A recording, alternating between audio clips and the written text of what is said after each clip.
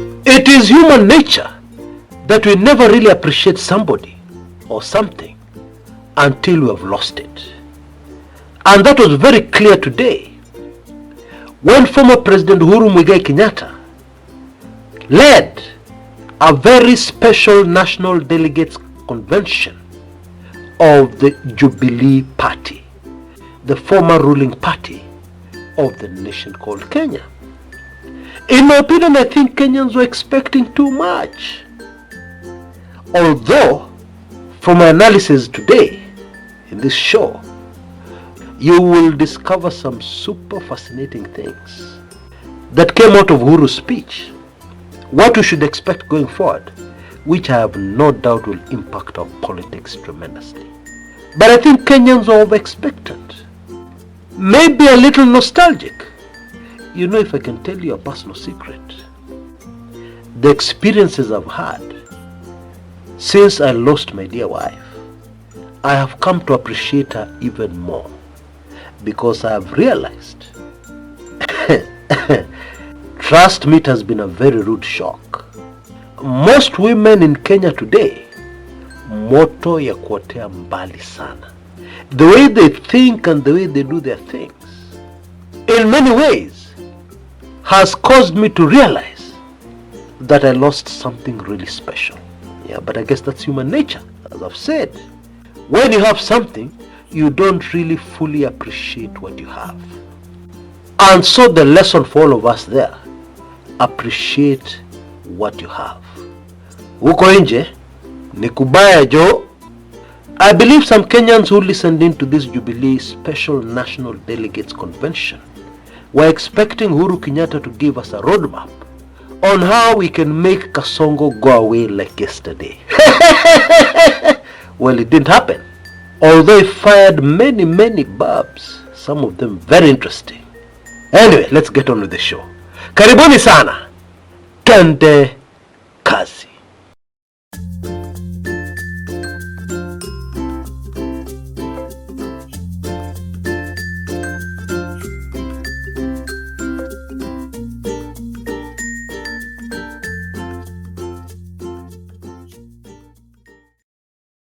Because most Kenyans are not interested in history, they're not interested in background, I am sure most of us are not aware, even now, of what kind of politician former President Uhuru Kenyatta is. Because the truth is, the son of Jomo, above everything else, is an innovator. He introduced something in Kenyan politics that not only had a major impact, but still impacts our politics greatly up to this very day. Now, of course, some people have used it very badly, and they continue to use it very badly. But he saw ahead. And when he was introducing this thing, people were laughing. They were very sure it would go nowhere. But it went too far. In fact, not very far. It went more than very far. It went too far. What is this Uhuru introduced? I'll tell you in a minute, after a quick introduction of our sponsors for today's show. Lemify. Now, I'm sure you're aware of all the huge advantages you'd have using Lemify. You can send money to Kenya at the best rates and with zero fees. You can send without funding the wallet. You can send from a paybill or a till. You can also receive money from Kenya, this time not sending money to Kenya. You can also receive money from Kenya at zero fees. And of course, Lemify has very competitive rates. And of course, you can still use my code, Kumekucha, which you see on your screens right now. And you'll be able to get an instant cashback. Yeah? If you're sending your first £50 in the UK, you'll be able to get a cashback of £10.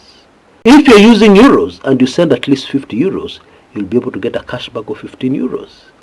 And if you're in the US, for sending your first $100, you'll get a cashback of $20.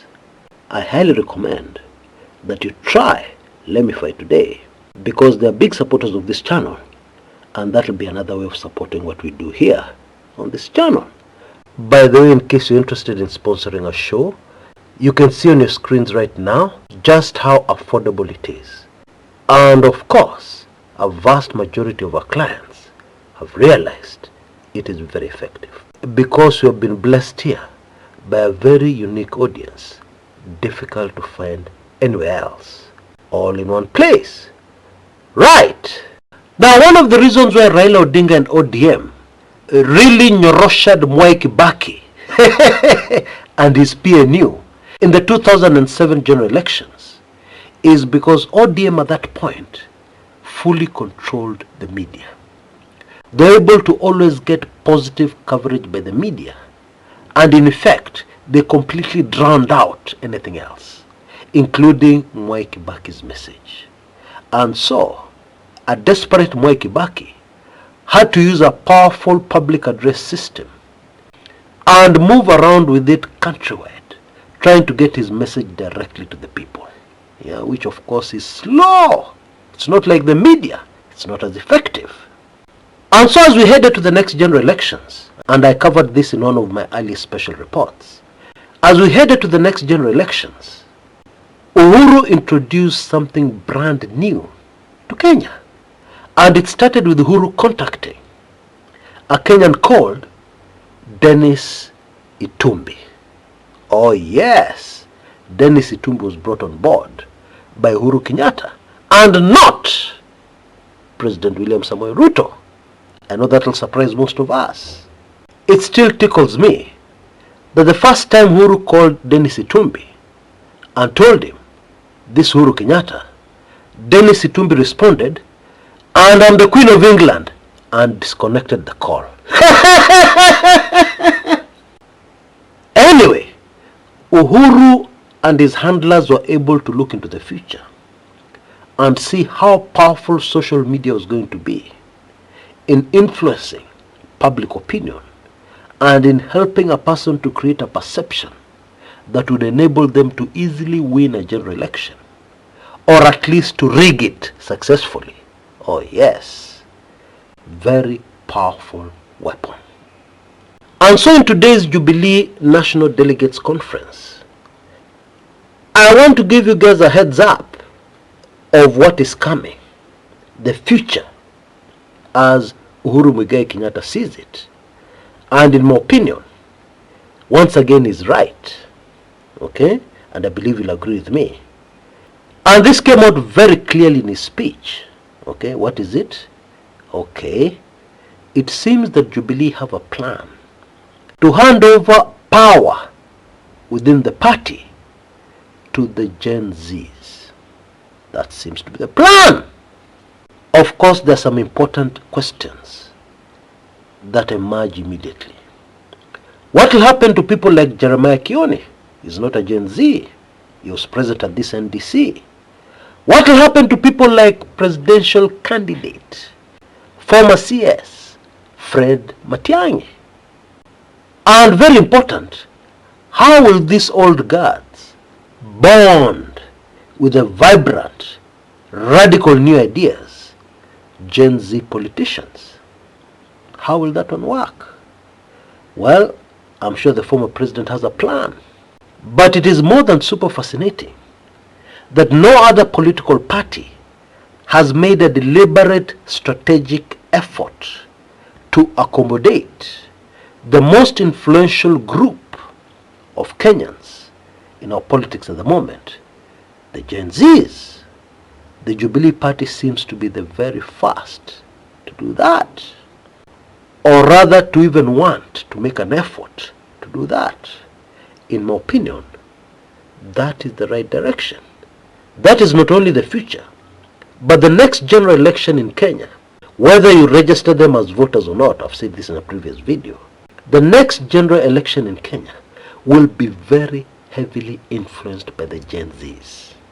Oh yes, I found it very interesting that the former president did not lose the opportunity of throwing many barbs at the current administration, disguised as gems of wisdom. Oh yes, here's a classic one where he talks about what he has learned in politics. And Uhuru said that one of the things he has learned is that in politics, you can never be led by bitterness, anger, or hate, because that only deviates you from your mission and vision. Who might he have been referring to? Isn't it obvious? Isn't it more than obvious? Here is another quote from the former president's speech that I'm sure you like. He said that this administration has abandoned learning from the past, has abandoned tried and tested, and gone into many experiments. And, quote, as we wait for the experiments to work, as we wait for the experiments to work, Kenyans are suffering. Wow, that was quite a quote from that delegates convention. Bottom line, if you think politically we can ignore the former president, if you think we can ignore the Jubilee party, in my opinion, you need to review your opinion on that. Because, judging from the past, I am more than certain that the Jubilee party will have an impact. And an impact big enough for people to start sitting up and paying attention now. Okay? Especially as all the chaos, uncertainty, and confusion reigns in our politics at the moment. And so one needs to ask, one must ask, what is going on? What is really going on? What is the end game here? Actually, the answer to that question is extremely shocking. And it is contained in my very latest special report, which explains a lot. And I'm sure you appreciate all this is very highly sensitive information. You can see details on your screens right now on how to get hold of it. For only Kenya shillings 2,999, we have reduced the price.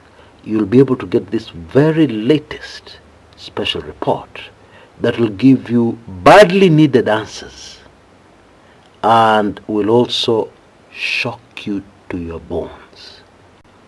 Because what it reveals, you will not believe. There is no way you'll believe. But all the evidence points in that direction. And not just one piece of evidence. Indeed, as the days go by, every single day, or at least every other day, something happens that supports this conclusion. This very shocking conclusion. Of course, the most convenient way of ensuring that you not only get this latest special report, but all the other previous special reports of the past and all special reports in the future is to get the Kumekucha golden key. You can see details on your screens right now. We're in the absolute last minute Lala Salama session of this. So if you're in a position to, please move with speed and secure for yourself the golden key, the golden pass, which will guarantee that you get everything Kumekucha without ever needing to worry ever again about payment. And this is a permanent thing. It's not annual. It doesn't last 2 years. It is permanent. Okay? So you'll appreciate that the price of only Kenya shilling 6,333 is very low. It is a really good offer. Because when this offer ends, this will cost 3 or at least 2.5 times more than this. So please rush and take full advantage. Of course, if you're not in a position, you can still get only this special report for the price of Kenya shillings 2,999, and that will help you solve that mystery. Okay? Which I believe is a key mystery to solve because it speaks to the immediate future of the country called Kenya. Until next time, this is Chris Kumekucha.